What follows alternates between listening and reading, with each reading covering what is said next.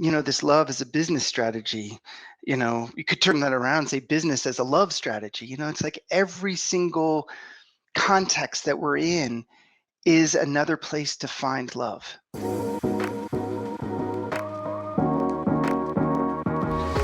Hello and welcome to Love as a Business Strategy, a podcast that brings humanity to the workplace. We're here to talk about business, but we want to tackle those topics that most business leaders tend to shy away from. We believe that humanity and love should be at the center of every successful business, and we're here to have conversations and hear stories about how real people and real businesses operate. So I'm your host, Jeff Ma, and I'm joined by my co-host, Mohammed Anwar. Hello, Mo. How are you doing today? Hey, Jeff. Good to be here. Yes, good to have you. And today's guest, I'm really excited about. He's the founder of heartofbusiness.com, Mark Silver. And Mark is not only an entrepreneur, but also a coach, a consultant, a mentor, and spiritual healer. I'm super excited to get a chance to have this opportunity to talk about love as a business strategy, but from an angle we don't typically get a chance to focus on, which is the more spiritual side of things. And I think it's really important to have that conversation. So, Mark, thank you for joining us. Welcome to the show. I'm delighted to be here. Thank you so much. And I've been enjoying the heck out of your book. It's really has some here. It's right over here. I'll step off screen for a second. But anyway, I just really I appreciate the context and the stories and the vulnerability that you presented in the book. And Thank you. So thank you. I appreciate that. And before we go anywhere, we have to do our icebreaker question. And Mark, you're lucky I brought Mohammed with me. I make him go first. Yes. And he's going to hate this question. I already know because I know him very well. Mohammed, if I were to put you up on stage at a talent show right now, what would you perform? What would you do? You know I have stage fright. So, so what's your talent, though? Let us have it. What's your talent?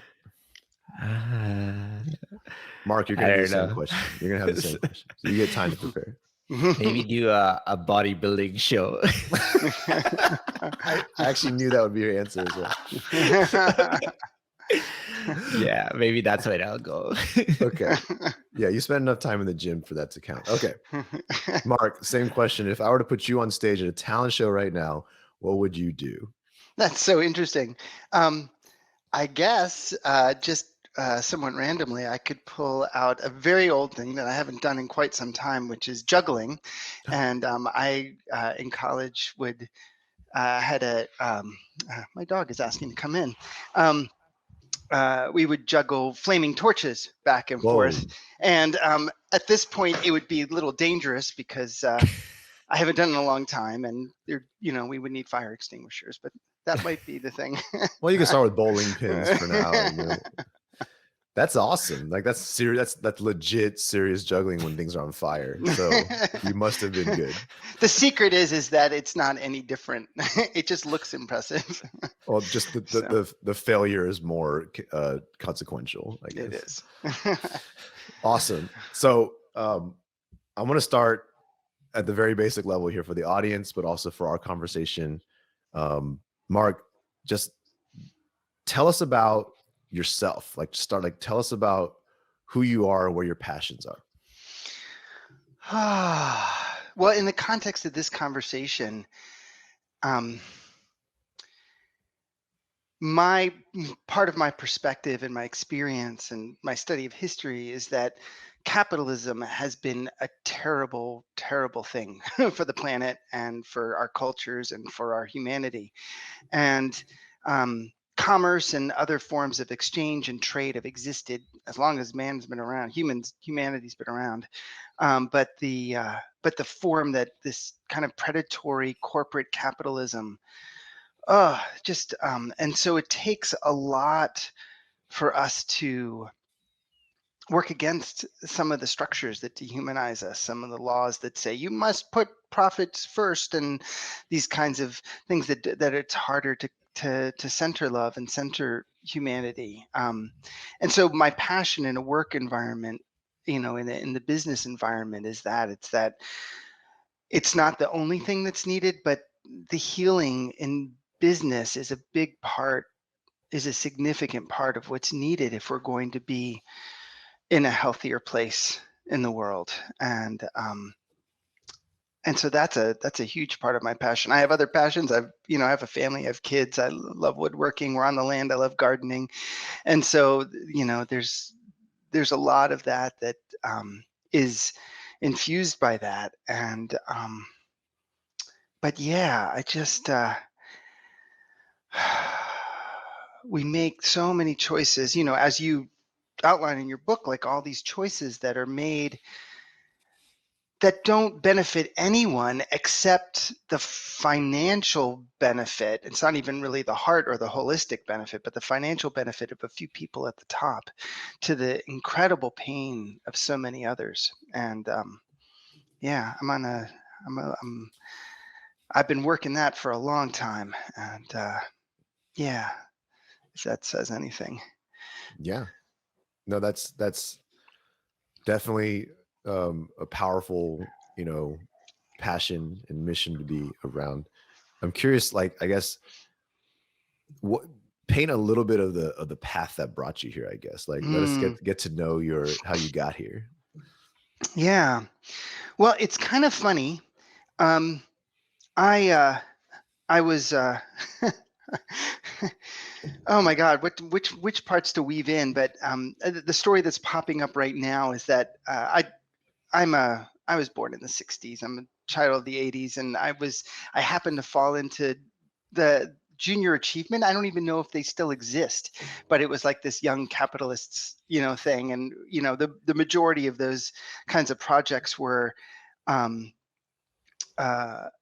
build coffee mug holders and sell them. But me and the group that we were in, I had the idea. It's like, why don't we be the middle person? Let's go to t-shirt companies and go to organizations and kind of like sell t-shirts, and then get, anyway, we made a huge profit. We were like ahead of every other JA chapter by like 2,000%, or I mean, it was, and I said, wow, we made all this money and we really did nothing. Like, we didn't do any of the work. We didn't really provide, like, there was no reason for us to have made that money. And it just opened my eyes to kind of a dynamic in business. And I grew up in business. My grandfather had a small business. My parents had a small retail store that was my grandfather's. And and so I have a huge respect for small business, and I have a huge respect for people that are trying to make, doing a beautiful thing in the world to be of service or provide something that people need. But I just saw how it could get twisted. And I always had a strong social activist kind of bent. I was an activist. I would involved in nonprofits, and eventually I became a paramedic. But it just kind of came around when I realized that there were friends of ours that were self-employed who just didn't know how to they didn't know how to make a living doing really beautiful work, like organic gardeners and permaculturists and designers and other people. And I was like, oh, I kind of know more than I think I did in this realm. And I was helping them be successful, but I was also helping them kind of work with the emotional issues that came up around charging for their services or marketing themselves, and then that came together with the training that I did with my Sufi teachers, this kind of weaving together of certain really profound spiritual truths and realities of how the world works, with the world of business. And, that's a very brief kind of, shotgun summary of, for like a, 20 plus year journey. But it's been really stunning that business acts like every act of the saying in our company is like every act of business can be an act of love. And to have stumbled with that and made so many mistakes and walked the path and figured it out, and mentors and all of the practicing, and then seeing like it's really true. Like, every act of business can be an act of love. And if it's not an act of love, it's not really worth doing. Like, it doesn't, like, it's unnecessary. I used to put up a question mark, like maybe it's unnecessary, or, it might not be necessary. But after 20 plus years of this, I can say that if there's not love, it's not necessary. It can be thrown out. Mark, would you be able to describe some acts of business that are acts of love for our knowledge, so we get a perspective in correlation to what are not acts of love in Yeah. business? Well, so for instance, like a realm that many people are uh, aware of is marketing, right? Mm, Marketing is often not love. It's often about manipulation. There was a whole thing that happened in the beginning of the new science of art and science of psychology, and the earliest psychologists were hired by Madison Avenue, the earliest Madison Avenue firms to manipulate people into buying. Like that's in the history of marketing and advertising. And they always talk about the pain points, talk about the pain points. And the way that it's often done is in a way that is in many ways bordering on or full on traumatizing, like re-traumatizing, like bringing up negative emotions till people are so agitated that they purchase in order to relieve the pain, the discomfort. However, there's actually a jewel of truth in that, is that the things that we're struggling with, we deeply want to be witnessed. We deeply want to be seen in that, but without judgment, without the judgment that we're broken unless we buy the right thing. And so there's a way to bring marketing and, yes, speak about the pain, but speak about it from a place of deep empathy and witnessing and saying, yeah, I see you. You're probably struggling with this. Like if you're this kind of a person and you're handling this kind of a situation, yeah, this is probably hard, and you're probably struggling with that. And you can bring the love in a way that it doesn't make people agitated. It allows them to take a breath and slow down and open up a listening space. And then from that more resourced space, they can then make a discernment about, oh, is what you're offering actually helpful for my situation? Do I resonate? They can be in a decision-making process that's not so activated. But instead, it's because the love is there, people are drawn towards it and then can make a reasonable decision. And I find that, in our business, again, we've been doing this for 20 years, we turn a profit, we're doing fine. Um, we find that people don't necessarily buy as quickly or as impulsively, but when they do buy, they stick around, and they stick around for the long term, and they're repeat customers, and we have deep relationships of trust with them, even when we make the inevitable mistakes like everybody does. Mm-hmm. got it. So in going to your website, you speak about, can small business be done effectively without losing your spiritual center or all your savings? Can you elaborate on that? Like, why did you place a statement like that? What have you seen? Why did you want to bring that out? Yeah, thank you for asking that. So, you know, on one hand, there's this world that thinks that spirituality doesn't belong in business or in money, in financial matters. Like, there's spirituality over here, and then there's business. You just have to do business, whatever it is, and then you can get back to your spirituality on Friday or Saturday or Sunday or whatever the day of worship is. You know, on the other hand, I see a lot of people who carry spirituality in their heart. Maybe it's at the heart of the work that they do. We work with people that are healers or have an explicit spiritual approach in what they do, but they feel like, that's the work that I do. I can't bring that into the business. Like, I can't do that in business. And I've seen the landscape of spirituality and business changed quite a lot over the last couple decades. It used to be something very, very tiny, and then it's become more and more well accepted. But there's kind of this popular spiritual approach that is what I call the gas tank approach. You go and you fill up on spirituality on the cushion, even if you're sitting in your office, and then you go and do business until the gas tank runs out, and then you go fill up again. And this piece about, like, if the acts of business are an act of love, then you don't run out. You're not using up your tank. Like, if I'm if I'm trying to do business from a manipulative way, that's going to hurt my heart. A lot of people we work with, the integrity in them, they can't even do it. They can't even approach doing marketing that way. And so they don't do marketing in their business struggles. But the people who do it end up feeling gross and disconnected, and it feels terrible.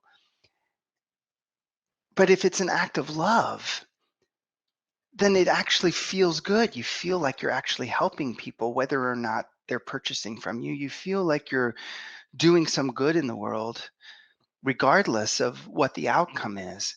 And and your heart is in service. Like, our acts are in service. Like, spirituality is not one of those things that just lives out there, right? It's like a lived spirituality is meant to be an expression of generosity, an expression of love, an expression of groundedness, and a way of helping each other, make this world a more beautiful place, to make life really worth living. And business has to, is already a part of that. It's just that when we deny that reality, it feels so deadening. Like, the descriptions were so telling, the experience that you had with the layoffs, or it's like, that's exactly what I'm talking about. It's like you do that and you feel disconnected from some essential part of yourself. That's not worth doing. And the consequences are terrible for the business also. Agreed. And I'll share a little bit about myself personally as relates to what you're talking about. So obviously, I'm a practicing Muslim, or aspire to practice my faith. SubhanAllah.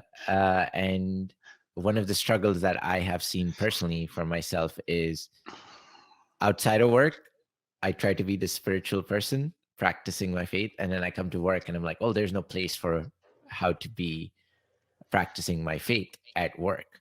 And I looked at them as two different things.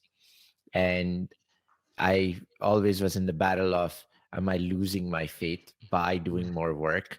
Or if I go work on my faith, is it at odds with the business I'm running? So it doesn't seem to be a win-win, because if I really want to practice service of humanity, and then I go into a business and the first thing I take is a business decision that costs a person's job, then how am I practicing my faith? They cannot coexist. It's a battle of your soul, determining, how do I live my life with the belief system I have, and then work every day and be totally opposite to what I'm supposed to practice. Mhm. And that's been a struggle for me as a business owner. I haven't Yeah. been able to bring my full self to work. I haven't been able to uh, practice what I believe in. And I feel there are lots of people out there who have very different beliefs, different belief systems and practices, where they're unable to bring their full self to work as a result of that, because work is not meant to be a part of your spiritual life or your faith system or whatnot. And one of my spiritual mentors actually is the one who encouraged me and said, you don't have to necessarily do the rituals that are prescribed by your belief or your faith to really refill the tank, as you talked about, Mhm. but you could technically bring it into your day-to-day action, every day's interaction, how you treat people, how you behave with one another, and how you make the right decisions because it's the right thing to do in your workplace, and live out your spirituality through work and not have to keep it separate. So when I read that, I was like, oh, that hits home. Yeah. So that's why I brought that out. It's really It's cool to so read that. Well, it's so beautiful what you say. I mean, I was raised Jewish, and then I took Shahada 22 years ago, 21 years ago. And then it's, I always found it really, I was part of this Muslim Sufi discussion, and they said, they all say about following this, the Sunnah, the practices Mhm. of the Prophet, alayhi salam. For those who aren't Muslim, the Prophet Muhammad, just this thing in Islam about following the example of the Prophet. And they said, well, maybe we should also be following the example of the Prophet before he came, in his preparation to become a prophet. And he was a merchant. Al-Alamin, Mhm. it's like he was in business and he worked for a woman who became his wife, who was a very wealthy merchant, and did it with so much beauty that he became known as the trusted one, right? It's like it was like the essence of what's there. There's a and I think, and similar stories are in every path. The Buddhist path has a story about the diamond cutter, and there's some really beautiful pieces about this, and so many paths about right livelihood. There's I remember there was a story, a Sufi story that a Sufi teacher was asking his students, do you want me to, he had some food and he said, should I distribute this to you as God does or as the human does? And everybody said, as God does. And so he gave some a lot and some a little and some none at all. And they're like, what is this? What is this? And it's like, isn't this true? Isn't this how God distributes things? And then it's our job to then, if you get a lot, you're like, the purpose isn't to then guard that and keep it. The purpose is to live the divine quality of the generous one and share it with those who don't have. And there's so many teachings there about how to be in business in beautiful ways and how to be in life in beautiful ways. And I just it's so inspiring. I feel really grateful that in our business community, there are people of so many different paths and religions, and some no religion at all, and all over the place. And yet we all connect because these ideas are so universal. This message of love and oneness has come to every people on the earth in every time. And business is not something special or separate from that. It's not excluded. It doesn't have an exclusion. Like we need to live, um, live the love that's in our hearts. And when we spend that much time at work and the business has such a role in, it doesn't have the only role, but it has a significant role in forming how our culture and how our societies work. We can't leave it out. It's critical that it's included in that. Totally. I totally agree. And I think something you shared, like these lessons are there in every, different faiths and the perspective. All these stories have the same lessons. Unfortunately, in today's world, it might seem very difficult to make that applicable. So we hear these stories like you shared, the Sufi story, and the Buddhist stories, and all these different stories, and there we listen to them and we get inspired by it, but maybe not inspired by it enough to make it a part of today's life. We listen to it, we fill up our hearts with positivity, but maybe we fail to practice that in our day to day and at our workplace. And I feel with the work that you're doing, um, I and what we're aspiring to do is to be able to be examples of today that are relatable to today's generation, today's audience, and not resolved to only the stories from thousands of years ago or the lessons from thousands of years ago. We need to create examples of how you can practice love in the workplace and be profitable. You can put people at the center of business and be profitable, Right. and create a better um, environment, community, and serve humanity while still making money. It's possible. Exactly. It is so Yes. possible. Like, for instance, we went through I went through a deep process as the owner of the business. And obviously, I mean, we're a tiny business compared to you all. There's just a handful of us involved with this. But I went through this deep process of our business and pricing model. And I I had made the decision, not 100%, but probably 95% of the offers that we have out in the world are priced at what we call pay from the heart, where we acknowledge our needs and we acknowledge what are sustainable prices at minimum prices for us, but we let the client choose how much they're going to pay. And we say, if paying even the minimum amount would create um, danger of depriving you or putting at risk your food and shelter, pay less than the minimum. And we continue to be profitable because it's based in a faith and an experience that human beings want to do the right thing. When you're good to them, people want to be good to you. They want to be generous. And we have people who pay more. We have people who pay $1, and it all works out. It all works out. And we can make these decisions that can feel scary in the beginning, but it creates such goodwill. And believe me, the recommendations and referrals we get from our clients are, I mean, I'm so humbled by what they say and who they send to us, because they know they can trust us, and they know that we're not just milking them for money. And there's so many places where we can make choices like that, that live out a different reality, and that not only, as you say, like they're examples, like I take the risk of showing trust in you, that lifts the heart, and people return that trust. There's always a few people that, maybe they're in trauma, or maybe they've had experience, it's like they take advantage. So what? They pay it. How are they taking advantage? They pay us $1. It's okay. It doesn't hurt us. And and if we had higher costs than that, we would set the minimum higher so that we wouldn't be injured. But it's it's so possible to be the first to extend our heart and see the response come back. Absolutely. Yeah, I always find it very interesting as I'm listening to the conversation, because um, you're absolutely right. I feel like in the workplace, it's somewhat unspoken taboo to speak about spirituality or faith or religion. It just it's in today's climate, especially, it just feels divisive. It feels controversial for some reason. And I myself am agnostic. I've actually been Christian. I've been baptized at a younger age.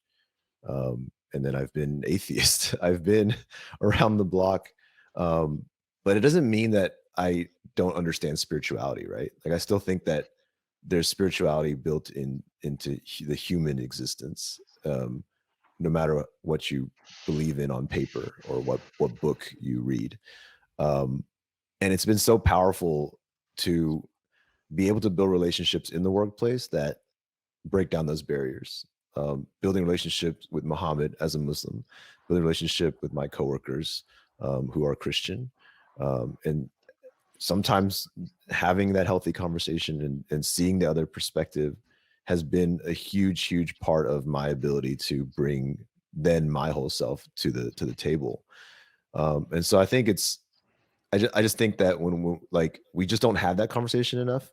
I was excited to hear from you, Mark, because I think, I mean, you've built a business completely centered around it, but I think the reality of what's out there is it's something in between, right? Because we can't expect. I mean, the realities of the world is that there's still greed. There's still a long way to go to achieve something grand, but every little bit counts. And I love that we're able to have this conversation, because I think it's super important. That's coming from someone that many would prescribe as not having faith or spirituality, right? I think it's super important. I think it's something that needs to be out there. So I really enjoy this topic, and I think it's super underrated in terms of importance in a workplace. I'm so grateful that you spoke that, because I think the divisiveness comes out of a sense of, when people feel insecure and they feel like they need to make other people believe as they do, in in order to feel confirmed in their own beliefs. And that's so anybody would be turned off by that, regardless of where they're coming from or what faith it is. It's like it says in the Quran, there's no compulsion in religion. And it's and even the word religion in English doesn't really, it's like, that doesn't really capture what deen means. It's like it's really, religion and is about, for me, how to access love. And there are so many different ways to access love. And it doesn't need any one particular path. There can be someone who, um, adheres strongly to the rules of their religion, and yet there's no love in their heart. Or there can be someone with no religion at all and their heart is full of love. And that's really what we're talking about. Allah, the divine, and from my perspective, is called the source of love. That's really what we're after. And this love is a business strategy. You could turn that around and say business as a love strategy. It's like every single context that we're in is another place to find love. And that's where I believe the richness comes from. And it's part of why I was so delighted to be invited on, and so delighted with what you're carrying in this book, because it is so accessible, and it does speak in such down to earth, accessible ways. I'm lucky in a certain way. I chose it, that we work primarily with small businesses, people that are self-employed, or very what are termed micro-sized businesses, or just a handful of people.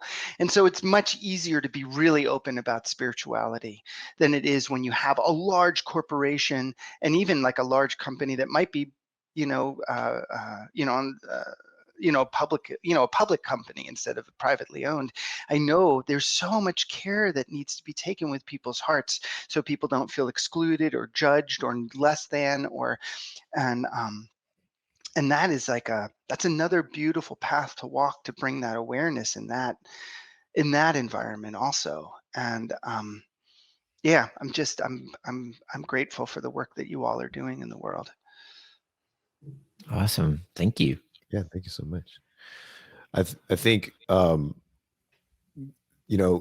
we love, like, the mission of this show has always been to connect, whether it's with experts, philosophers, academics, and yeah, I just think that this is an important conversation, because there's no one way to have it, there's no right way to have it, and there's no expert in the field per se. I know that we brought you in because of the work you do, but I think I was excited because I think just having the conversation in any context is important, and it maybe people can listen to this and have the courage to have those conversations themselves as well, and bring more of their whole self to the table, because in most cases spirituality is number one for many people, and if you're in it, it makes you a big part of who you are.